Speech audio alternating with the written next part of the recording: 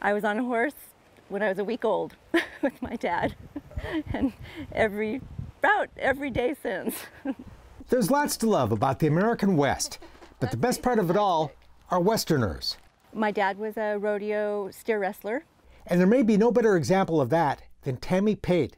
All of my summers, any time that I could get away from my parents, I was with my Grandma Betty riding. The horse trainer, cover girl, cowgirl, mother, and wife of acclaimed horse and livestock trainer Kurt Pate is also an artist, a bootmaker, and instructor of a unique program that combines yoga and horsemanship. When we're riding, what are we trying to do? Yoke or unite with another living being. We met Tammy at her family's ranch in tiny Rygate, Montana. My grandma raised 4 boys in it, and it's about 1,000 square feet. This home's been in Tammy's family for 4 generations.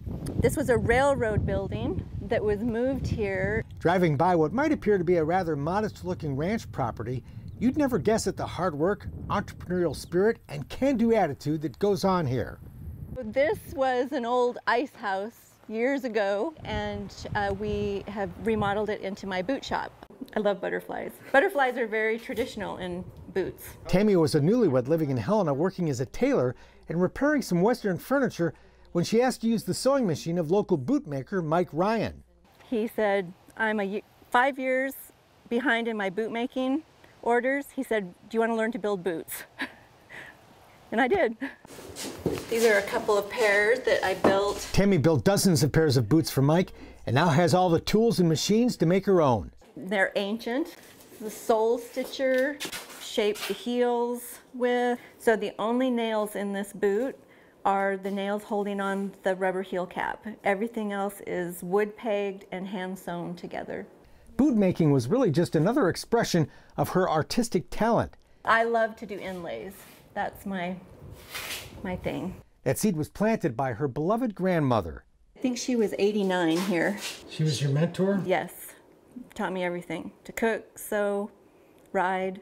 Tammy spent many a day riding with her grandmother while growing up in this country, where she also learned to rodeo. My dad was a bulldogger. He was our coach. I have 2 younger sisters, and we practiced every single night. She went on to become Miss Rodeo Montana. And we had a fundraiser, and I drew that picture. And my grandpa, who owned this place, Grandpa Gene Clark, bought that.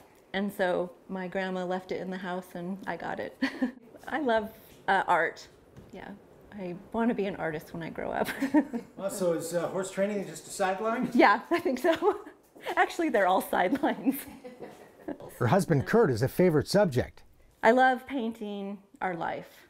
Kurt was on the road teaching a clinic when we stopped by. Her bronc riding son Miles was down the trail somewhere too. This is Mesa. Hi, Mesa. But daughter Mesa was home from Oklahoma, where she's enjoying growing success raising bucking bulls for the rodeo business. I had a bull called Highway 12, and he was in the running for Bucking Bull of the Year. So now it's a family operation raising the bucking bulls, huh? Yes. Yep. Takes a village. That's a whole nother story. But training and handling cows is very similar to dealing with horses. The same principles apply working cattle or working a colt in a round pen. Balance point, pressure, flight zone. Tammy also uses those principles in her yoga and horsemanship seminars, teaching fundamentals that can be applied anywhere.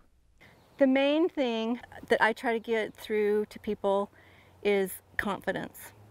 Because when we're confident, we can have fun, we can aspire to our dreams, and confidence is the hardest thing to teach, really.